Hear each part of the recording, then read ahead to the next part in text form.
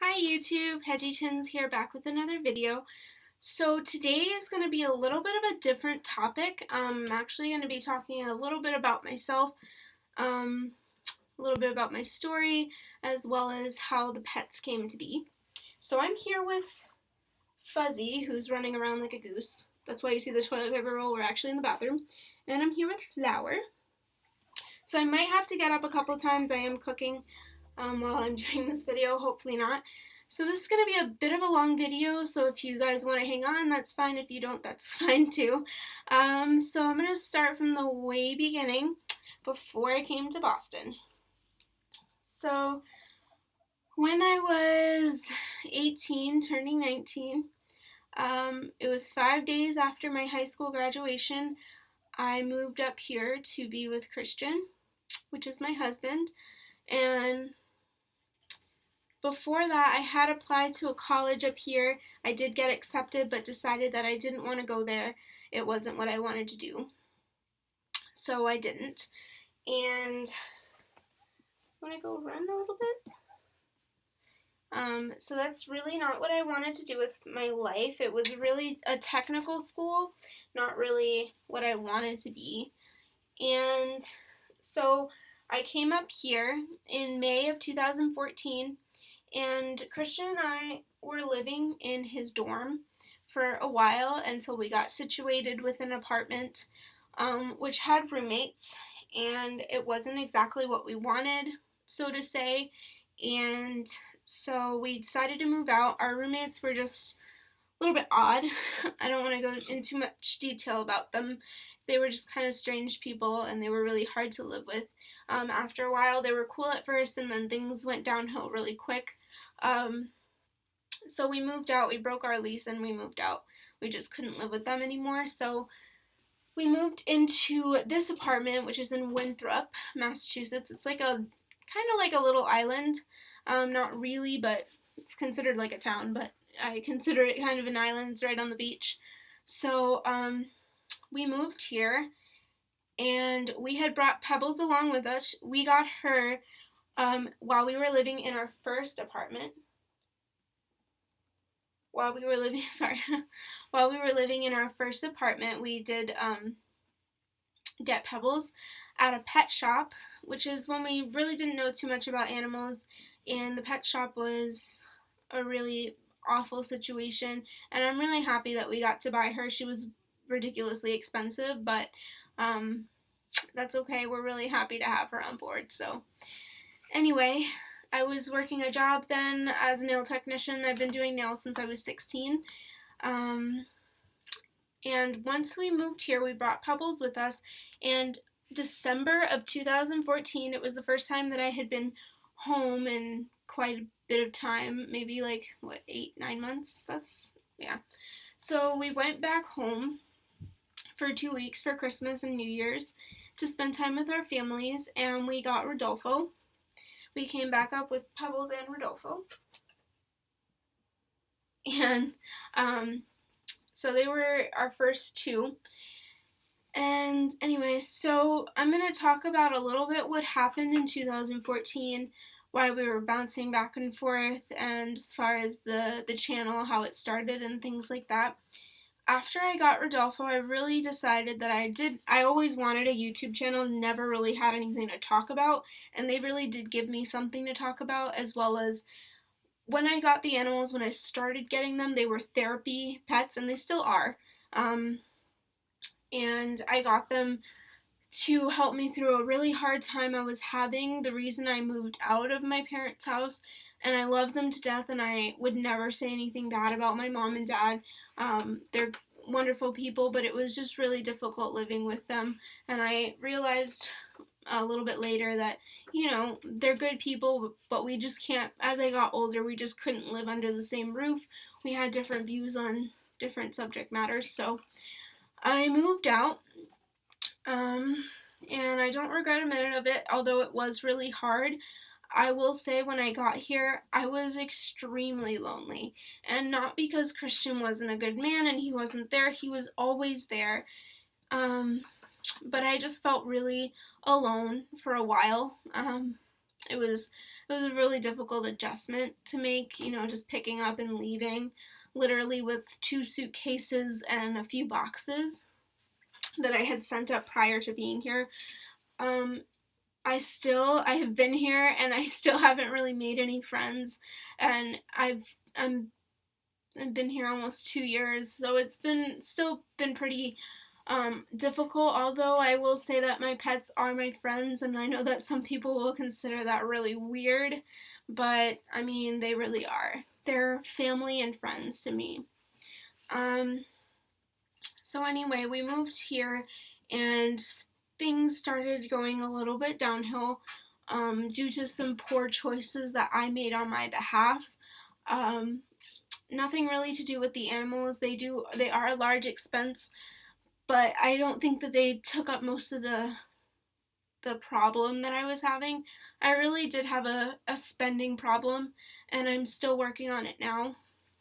In 2015, last year, in May, I decided to do something that I didn't actually have the money for, and I'm going to go ahead and tell you guys what that decision was. And I can't say it's like a love-hate thing now because of what happened due to that decision that I made. So ever since I was younger, I have wanted breast implants, and I went ahead and did that in June of 2015 last year. And everything was going great for a while. I had applied for a credit card specifically for health purposes, if you will, or plastic surgeries, whatever you want to do with it. And I had got accepted, so I used that to pay for them. And about three weeks post-op, my right breast got severely infected, which is why I told you guys that I was taking a break in September, and I took like 2 weeks off in July. I took like 2 weeks off. I didn't make a video then because of what had happened. So it happened in July. I got an infection, and I'll walk you through a little bit of what happened. So that morning, it was a Sunday, and at that time I was working at a nail salon, and I worked weekends. At that time I was working Fuzzy jumped on the computer. All right. I was working Thursday through Sunday, and it was a Sunday that this happened, and I woke up and I was in an extreme amount of pain. Like, it felt a little bit like one day post-op, and it was really like, okay. And I was like, maybe I slept on it or something. I'll just take a shower, get ready for work and see, what happens. Maybe I just need to wake myself up. Maybe my body's just sore or something. And I got out of the shower, and it did not get any better. It was extremely, extremely painful. And so I called my doctor at about noon. Prior to that, I had texted my boss at that time and did not really get the response that I was looking for. I know that we were really busy that day, but I was actually extremely sick. Oh my god, he's gonna knock that over. I think I closed it, so I think we're good.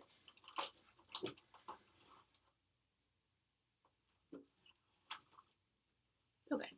So my boss at that time, I know she was really upset, but my health has to come first.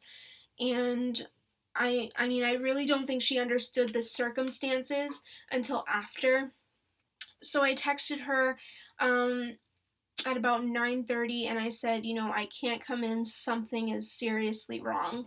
And she's like, I was really upset, guys. She was like, you really messed me up. And I'm like, well, I'm sorry, but something's wrong. I'm going to have to go to the hospital, I think. And which I didn't end up going till later that evening. And so she was really upset. She's like, I'm tired of your bullshit, your excuses, whatever. And I was like, you know what? I'm going to just not respond. So I called my doctor at about noon, and I said, something is really wrong. I'm feeling like one day post-op, and he's like, yeah, you shouldn't be feeling like that, I mean, you should have been feeling better by now. And I said, it's just specifically the right side. And he said, okay, look at it and tell me what you see. And I said, the breast right now is about the size of a small melon and it's white. Like there was no blood flow happening or something. And he said, okay, look at the incision, tell me what you see. And I said, it's just a little like, dry or something. And he's like, okay, there's nothing really to worry about unless it starts pussing. I said, okay. And he's like, I'm going to get you started on antibiotics. I'm going to go ahead and send it to the pharmacy so you can pick it up and take it right away. And I said, okay. But by the time that I had gotten to the pharmacy, it was way too late. It was too late by the morning time. It was just too late. So, but we didn't know that. Obviously, stop chewing on my dresser. Um, so it was too late already, unfortunately. So I ended up calling him back later that evening, and I said, something is just not right. Like, I'm telling you right now. And my husband had left for work, for 2 hours or so. So, and I just knew that something was wrong, like seriously wrong. I was feeling like I was about to die. And so he eventually answered my call after like 15 missed calls. He was just really busy at work, and he said, what's going on? I said, I have to go to the hospital. Something's not right. He said, okay, I'll call the surgeon when I get there. And he rushed home, and he saw me. I was kind of laying lopsided on the bed. And he said, let's call him, let's see what's going on. And so we called him, and he was like, describe to me what you see. And there was a lot of drainage coming from the incision. So he said, okay, go to the hospital right now.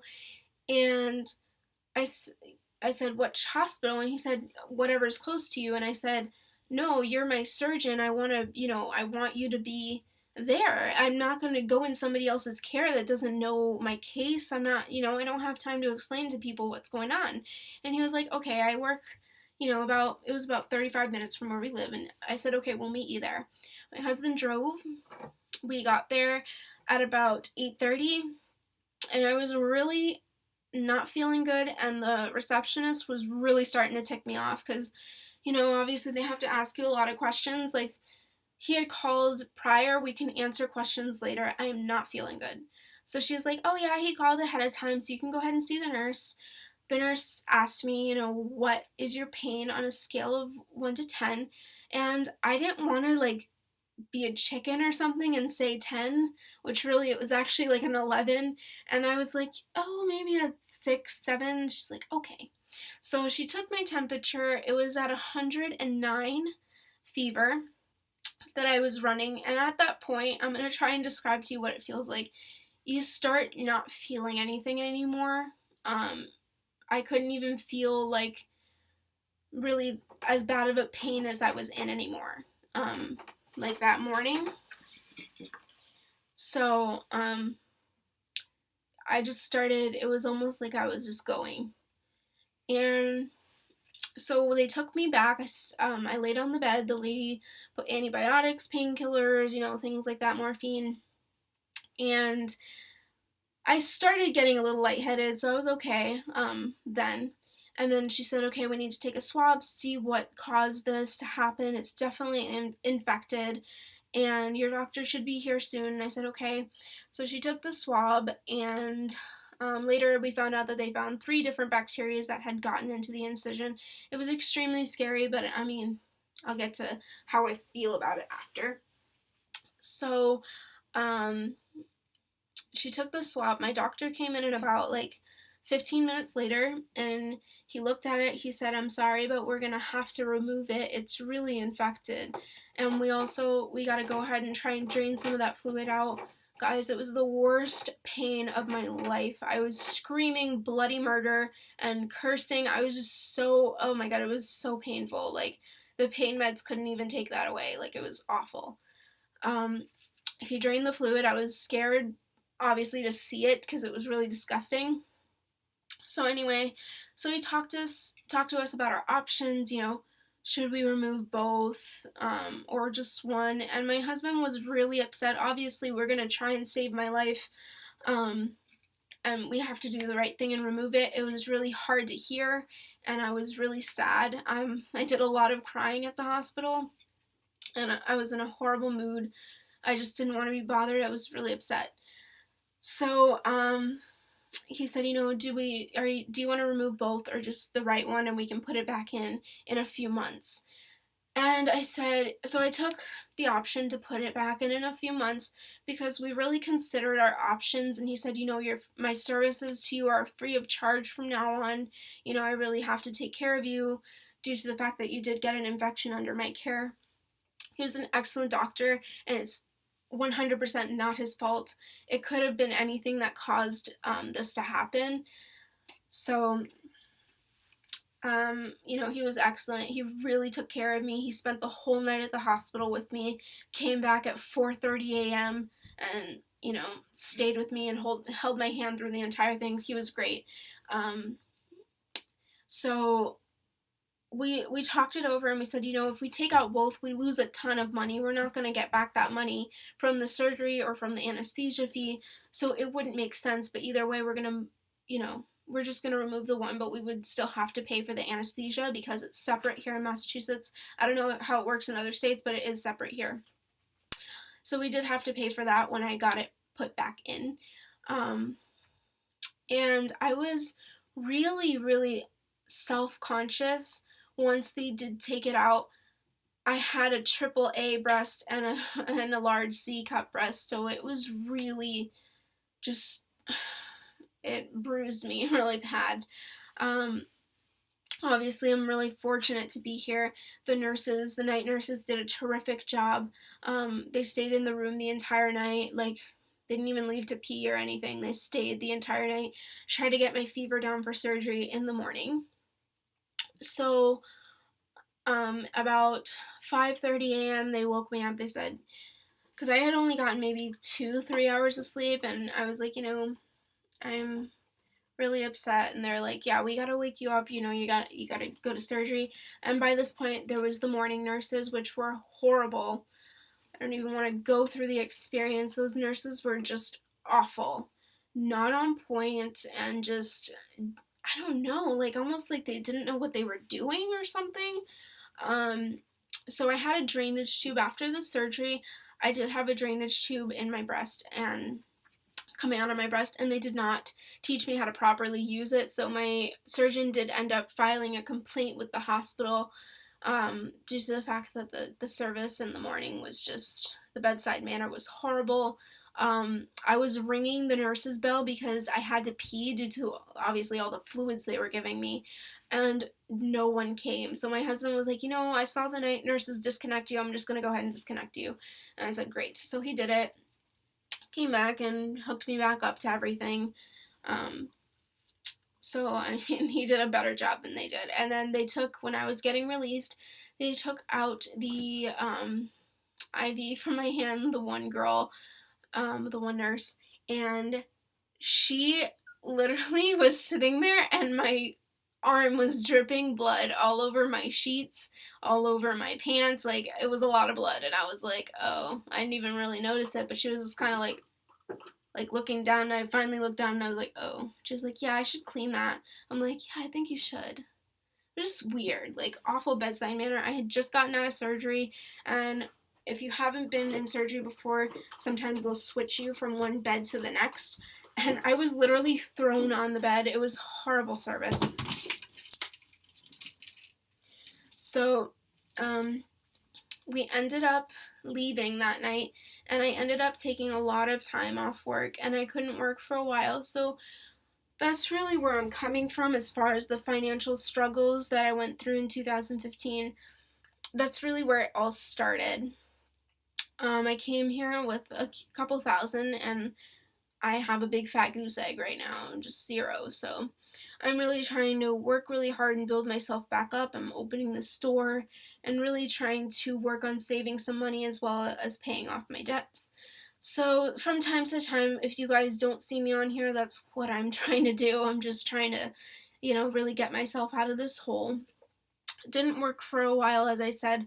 Christian had to pick up a lot of the slack, so he also went through his savings, and it was a poor decision, and trust me, I've learned my lesson, and I will do better, and hopefully 2016 is a way better year for us. I'm gonna go really quick and check on the pasta, and I'll be right back, guys. So I'll put you on the counter so you can watch Fuzzy and Rodolfo excuse the huge pile of clothes.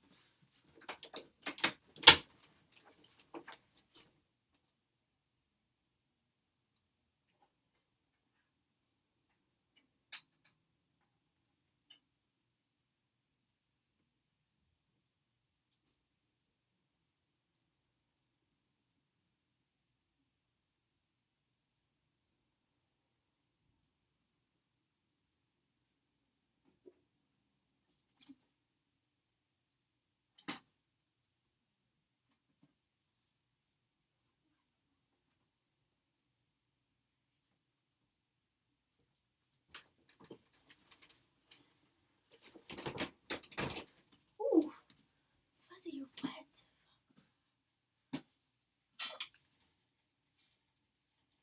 In the shower anyway. Okay, so anyway, as I was saying, so we're hopefully gonna do a lot better this year and make smarter decisions. So that is what happened then. So let's see, I'm trying to see if I skipped anything. So the pets, back to the pets. So we got Rodolfo that January, got Fuzzy on our wedding day, Gizmo, and the pigs. So everyone just kind of came one after the other. They're really a great therapy, and also just keep me busy, keep my mind off things. I had a lot of emotional struggles prior to having the pets and prior to living here. I was struggling emotionally and just pretty much just struggling with myself, and I was really just trying to do better this year.